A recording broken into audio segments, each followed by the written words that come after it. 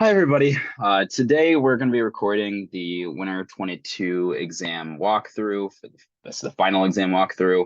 The idea of these walkthroughs is once again just to provide some insights on an instructor approaching each exam question, provide some explanations, some more thorough explanations than perhaps the answer key provides. And it's intended to be a resource for you to study, and hopefully we'll continue recycling these and using these in the future. So right now we are recording this in fall 2022, but you might be seeing this in later semesters. So remember, for any final exam, always fill out the unique name field up here, and fill out the front page. Same usual kind of thing that you've seen in the midterms. Okay, let's start with question one. So question one is generally some short questions, some mix of true, false, or multiple choice questions, as well as some short answer questions, which are kind of flexible. These are not intended to take too long individually. So that's something to consider when you're pacing yourself for this type of question. So let's get started. So question 1A says, let's see. Using the speculate and squash method to resolve control hazards can result in the same CPI as the detect and stall method. So this question is asking about control hazard resolution techniques. So the control hazards are when we run into a branch instruction. And when we have a branch instruction, there are two scenarios, right? We can take that branch or we cannot take that branch. And so when we're doing pipelining, we're not exactly sure which instruction to move through the pipeline next. And so there's two methods of going about this that we've discussed in the class. One of those is speculate and squash. That means we're gonna assume that one of those outcomes occurs. We're gonna assume we either took the branch or we didn't take the branch, and there's a chance that we're correct. If we're correct, then nothing happens. We just go through our pipeline like we usually would. But if we're incorrect, what we need to do is we need to flush out the instructions that shouldn't have executed, and replace them with no ops, and then continue to load instructions into the pipeline. So the alternative method is detect and stall, which is we're not going to make a prediction, and we're just going to insert no ops regardless. So the question's asking us if there is a situation in which we can get the same CPI for each of these. So my initial thought is yes. One really simple situation where this would be true is if we had no control hazards in our program, right? If we had no branch instructions in our program, then we're unaffected by this. The alternative, right, if there is branch instructions and situations where they might have the same CPI, is if the speculate and squash method predicts incorrectly every time. So that's why I think this is true. If in that certain scenario, the speculate and squash will perform the same as detect and stall. Obviously, for the majority of scenarios, that's not going to be true. The speculate and squash will outperform it, but that's not what the question is asking. So moving on to part B, it says increasing the associativity of a cache can reduce capacity misses. So increasing the associativity of a cache tends to refer to whether we are going to move from a lower set associativity, so something like directly mapped or like two-set mapped, to something that has a higher set associativity, like a fully associative cache. And it says that it's asking us if changing the associativity of the cache can reduce capacity misses. So there's three types of misses that we've discussed in this class. There's capacity misses, there's compulsory misses, and there's conflict misses. So conflict misses occur when basically I've never accessed a block before, or I've never accessed an address before. And as a result, there's no chance that I have it in my cache. So that's a compulsory miss. Another one is a conflict miss, and that's a result of that results when I have a miss that results from my cache configuration. In other words, if I had a directly mapped cache and it missed, but if I had a fully associative cache, it would have been a hit. That's an example of a conflict miss. And the last one that they're asking about here is capacity misses, which occur when assuming that a cache is fully associative, there is no chance that that cache could contain that block simply because the cache wasn't big enough. So the assumptions that we make when we're trying to identify a capacity miss is we assume that the cache is fully associative. So then kind of answering this question, this is going to be false because, again, when we're determining whether something's a capacity miss or not, we're assuming that it's fully associative. So changing the associativity isn't going to change the number of capacity misses. Okay. So then the question asks, if a machine has infinite physical memory, virtual memory is no longer needed. So this is kind of just a purely conceptual question that we've discussed thoroughly in lecture. But virtual memory provides more benefits than simply providing a larger virtual memory space, right? Obviously, generally speaking, virtual memory tends to be larger than physical memory, but it also provides benefits such as security in the sense that multiple processes have their own virtual memory spaces. And so if I'm running program A and my friend is running program B, there's no chance that I can steal data from program B, writing code in program A, and the same is true the other way around. So it provides a lot more benefits than simply abstracting away a larger representation of memory. So this is also going to be false. Moving on to part D, it says a multi-level page table can consume more space than a single level page table. So in this class, we talked about two types of page tables. We talked about single and multi-level page tables. So this purpose that a page table serves is to translate a virtual page number into a physical page number. That's the overarching goal, right? And the page table needs to be able to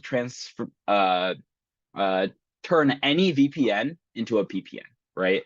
And so with a single level page table, we have to have an entry for every single potential VPN, right? So if I have 100 VPNs, I need a translation for, or if I have 100 PPN, yeah. So I have 100 VPNs, I need to be able to translate every single one of those. Additionally, if I have, if we look at a multi-level page table, the problem that it addresses with a single level page table is storing those, 100 entries or, arbitrarily large number of entries can take up a lot of memory, right? And storing all of the entirety of a single level page table in memory can sometimes be infeasible because my main memory is not large enough or it just, eats up too much of the memory. And so multi-level page tables were created to address that problem. And essentially, what they do is each level of the multi-level page table takes responsibility for translating just one piece of the virtual page table or the VPN, right? And so by doing this in memory, we only ever need to store the first level page table. And so that first level page table, because it's only going to be translating a subset of bits in the VPN, it doesn't need to be as large. And so the question here is asking us if a multi-level page table can consume more space than a single level page table. And the answer to that is yes, it can. So remember, the benefit that we're getting from using a multi-level page table is that the first level page table is going to be smaller than the first level page table of the single level page table. What it doesn't guarantee is that if I load I load every single page in the if I load every single page table in the multi-level page table into memory, it will be bigger than the single level page table, or at minimum be the same size.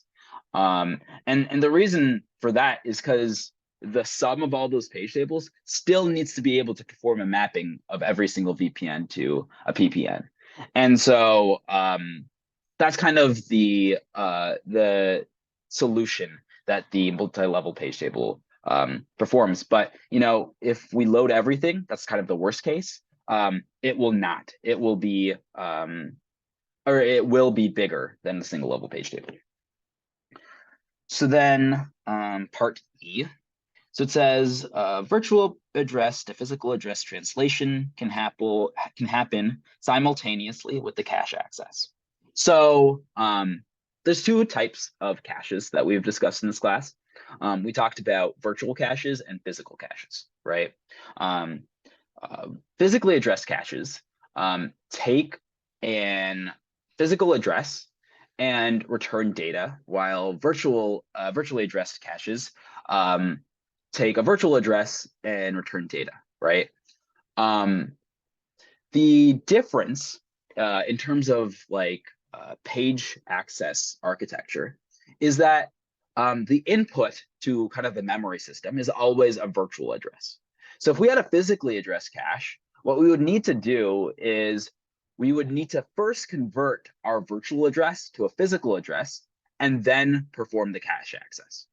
So with respect to this question, if we had a physically addressed cache, right, we can't do it simultaneously. We first need to convert a virtual address to a physical address before we index it in the cache. However, for a virtually addressed cache, what we can do is we can take our virtually addressed cache, a virtual address, and we can query it into our cache, right? Now, we don't need to wait for our cache to tell us whether it missed or hit. What we can do is we can simultaneously start transforming the VPN or the virtual address into a physical address. Now, if we get a cache hit, right, then it turns out we did that virtual address to physical address translation for no reason, right? Because we don't need to go into memory or disk, right? But in the chance that it's a miss, right, if we miss in the cache, then we get a performance benefit because we were parallelly asking the page tables to translate, or the page tables or the TLB to translate the access into a physical address. So this is true, but the one asterisk that is kind of here is you have to assume that it is a virtually addressed cache. But this question's asking if it can happen, and that's kind of the key word. Okay. So let me read this real quick. So consider a cache with a given size. You are asked to change the associativity and block size to reduce the tag area overhead. Okay, so when we're indexing caches, we decompose our address into a couple key pieces. So if we, I'm going to draw my best representation of this. If we have an address, it's going to compose of, n bits, right? And that address can be decomposed to the tag bits, the set index bits, and the block offset, right? So the block offset is determined by how large each block is. The set index is determined by the associativity, and the size of the tag is kind of whatever's left. And so right here, this question's asking us, what can we do to reduce the tag overhead, right? If we want to reduce the tag overhead, right, assuming our address is this static size, what we want to do is we want to increase the set size and we want to increase the block offset size, right? And so looking at part 1, it says, how would we change the associativity? So remember, increased associativity, that means like if we viewed this as a spectrum, increased associativity would be like fully associative. And decreased associativity would be like direct mapped. And so the question is, which one of these would have more set index bits? Well, under a directly mapped cache, once again, assuming that the address and block size stay constant, if we have a direct mapped cache, we're going to have more sets. And if we have more sets, that means we're going to need more index bits to represent them, right? And so as we discussed earlier, if we want to minimize the tag area overhead, we want to maximize the set index. And so we want a decreased associativity. Moving on to part 2, it says, how would you adjust the block size? So what I want to do is I want to maximize the size of the block offset, right? Well, when my block gets larger, my block offset correspondingly or logarithmically also increases. So I want to increase my block size. Awesome. All right, so looking at part G, it says, consider the following assembly code being simulated on a 5-stage LC2K pipeline that uses detect and forward for data hazards, speculate not taken, and squash for control hazards, and internal forwarding. Okay, so it tells us to circle the registers of the executed instructions that are going to be use forwarded data, right? So the way I interpret this question is essentially we are using detect and forward, but the way the detect and forward works is it circumvents stalls by back forwarding data into the middle of the pipeline.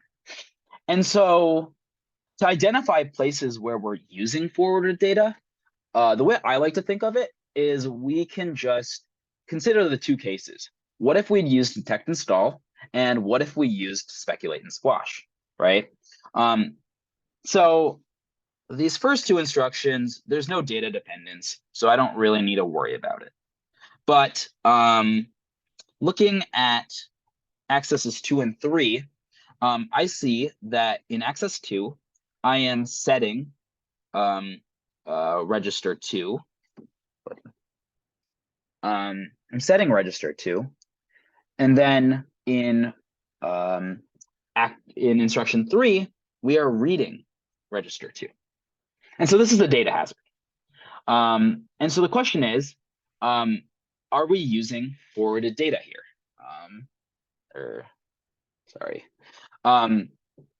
And the answer to that is determined by whether we would have different performance under speculate and squash than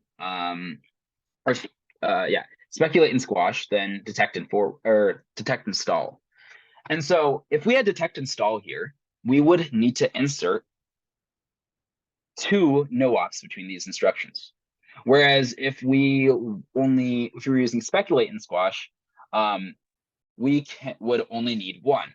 So essentially, we are leveraging the benefit of forwarding, turning this into only 1, the insertion of only 1 no-op instead of 2, right? So this is a clear case where we are leveraging forwarded data. So what we're going to do is we're going to circle register 2. Also, we might notice that there's a data dependence between instructions 1 and 3. In instruction 1, we are using we are reading register 1, or we're writing register 1, and here we are reading from register 1. So we have a write then a read. And what that tells me is this is a data hazard. So again, we have to consider whether we would need to leverage forwarding. So if we were using detect install for this register, we would have to insert one no-op, right? But if we were using forwarding, we would have to insert 0 no-ops. So this is also a case where we are leveraging forwarding. And so as far as like our answers go, we would circle 1 and we'd also circle 2. So then looking at instruction 4, we see that instruction 4 is also reading from registers 1 and 2.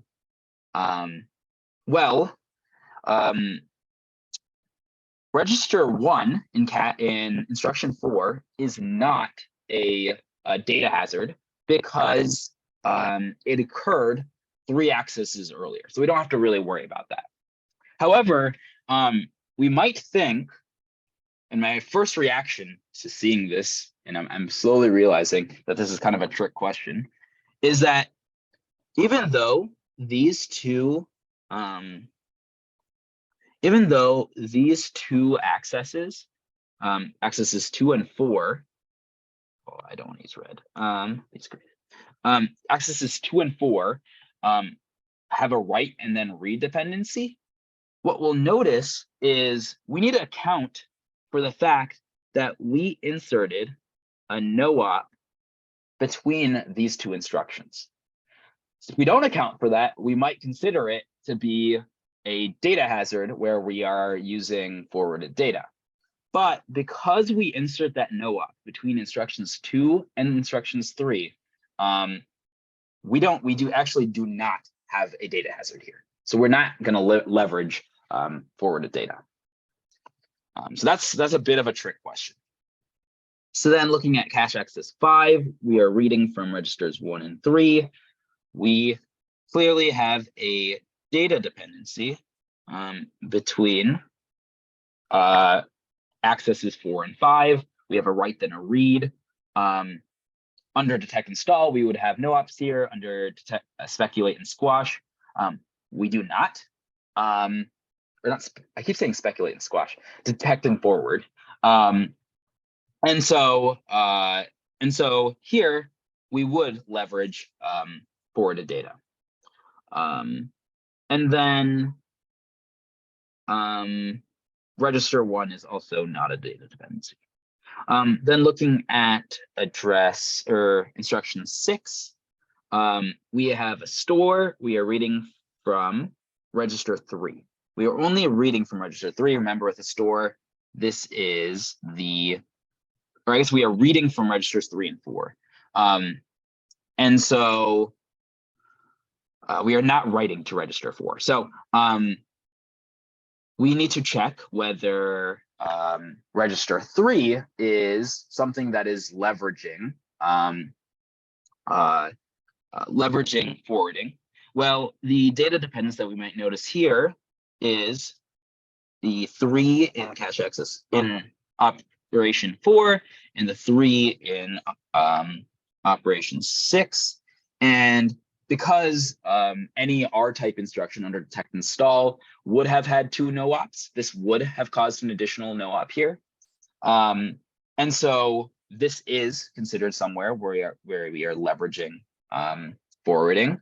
And then looking at 4, the same thing kind of applies, except under detect install we would have had to insert 2 no-ops here, whereas for 3 we only would have had to insert 1. But regardless, we are leveraging forward. So just to kind of clean this up a little, it's going to clean it up. Our answers would be 1, 2, 3, 3, and 4. Awesome. So now the question asks us, how many cycles would it take to complete the program?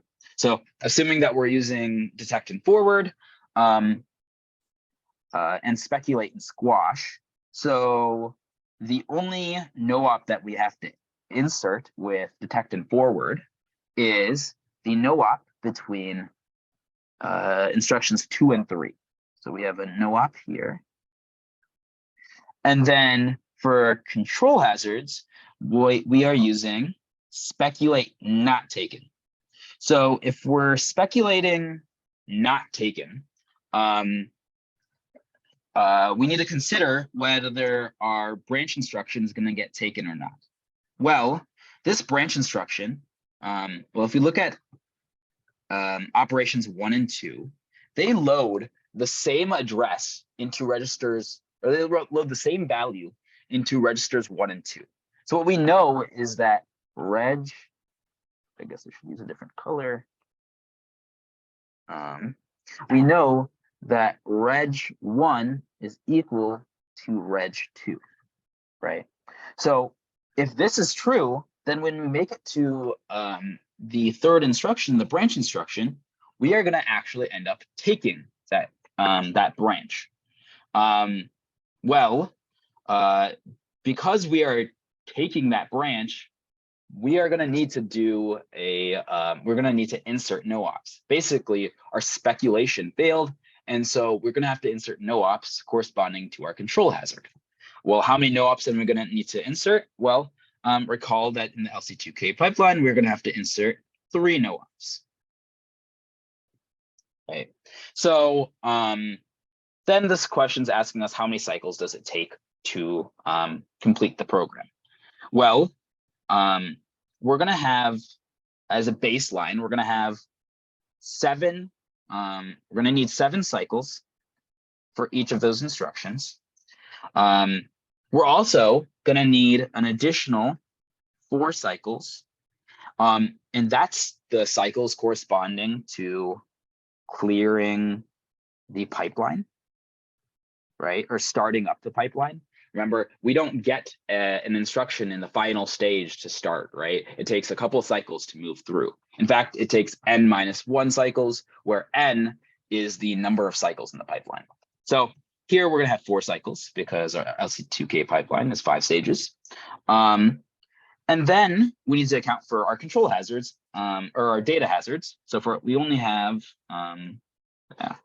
we have 1 cycle or 1 no-op associated with our data hazards. And then we are going to have 3 cycles associated with control hazards. And so that gives us a final answer of 11 plus 4. Yeah, so that's 15 cycles. And that's our final answer. Moving on to part H. Says consider a byte addressable system with 128 byte fully associative cache that has a block size of 32 bytes. So just a brief annotation that I see when I look at that is I have my cache has 4 blocks. And then it says the following lines of code are executed. So I have a data structure, an array that is 20 integers. So that means it is 80 bytes large. And then what I do is I iterate through that array. I read the value at that array. I add I to it. And then I write to that same thing, right? So as far as like cache access patterns go, essentially what we're going to do is we're going to read a memory address, and then we're going to immediately write to it, and we're never going to reaccess it. So this question's asking us, consider what happens when we have a write through and a write back policy for the cache, and tell us how many bytes would be written into main memory for the data array accesses. And it says, assume data starts from address 0 and all blocks are written in their entirety back to the cache at the end of the program. Okay, so let's try to kind of envision the behavior that's going to happen. Let's assume first that we're doing write through. I think write through tends to be a little bit simpler. So when I'm let's kind of visually represent what our data array looks like in blocks. So our data array can be broken up into 3 blocks, right? The first block is going to be full of data's values. The second block is also going to be full of data's values, right? Because each of these is going to be 32.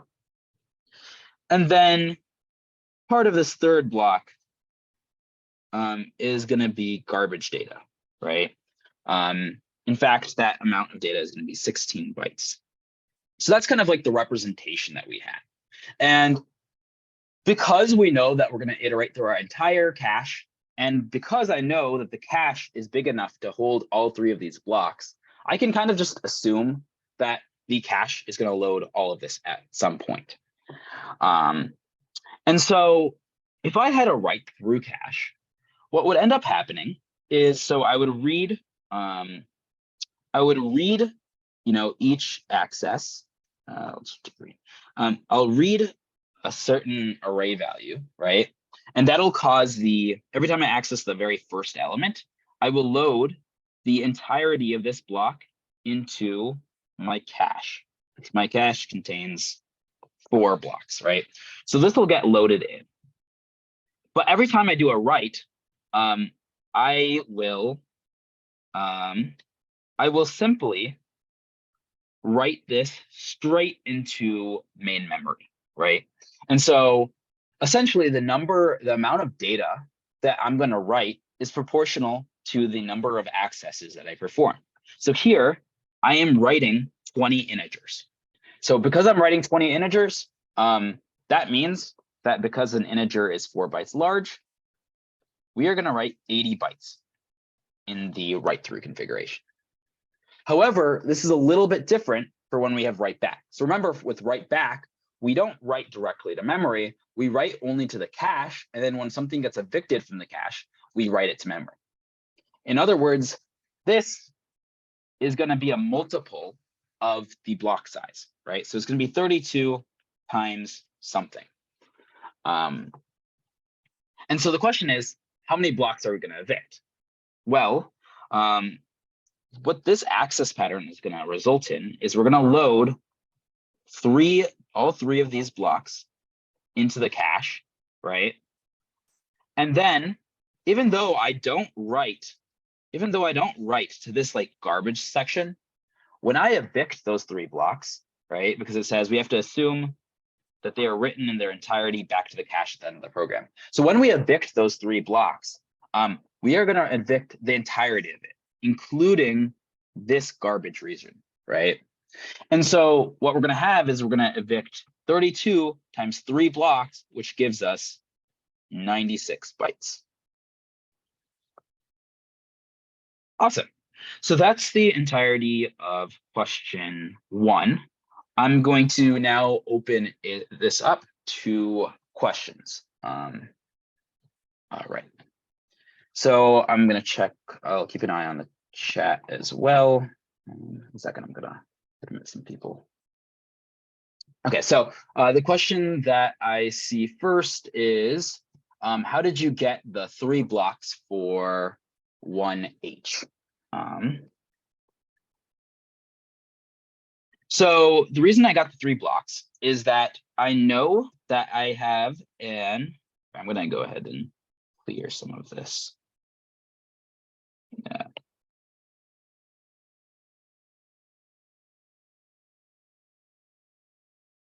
So I know that my array is 20 integers. Each integer is 4 bytes large. That tells me this is 80 bytes, right? So I'm just essentially checking what's the minimum number of blocks necessary to store that array, right? So I did 80 divided by 32, and that gives me like 2 point something. I don't know what that value is, right? But I can't have part of a block. And so I take the ceiling of this, and that gives me 3 blocks. So that's how I got there. I also see a question that says, wouldn't decreasing the associativity, so I'm assuming that this is with respect to this question, wouldn't decreasing the associativity decrease the number of sets? so you'd need less bits to represent them. So when we say decreasing associativity, what we mean by that is we're getting closer to directly mapped. So like, and somewhere in the middle, right, we can consider four set associative. And then we can consider two set associative. So when we say increasing, and this is kind of important to understand, is when we say increasing associativity, we are referring to less sets. So associativity and the number of sets are inverse to each other. Does that kind of explain that? I think it was Vikram. Awesome. All right. And so your question regarding part H, the question was, so 3 blocks are used means that there will be 3 evictions. So in this case, the reason that there's 3 evictions is because my cache is 128 bytes. That means it's big enough to store the entirety of this array, right? It can store all 3 blocks, right? So we never actually end up using one of these blocks. And so the reason that there's 3 evictions is because it says at the end of the program, evict everything that's remaining in the cache, right? And so at the end of the program, we will have these 3 blocks remaining in our cache. And so we're going to evict all of them. Awesome. Any last questions?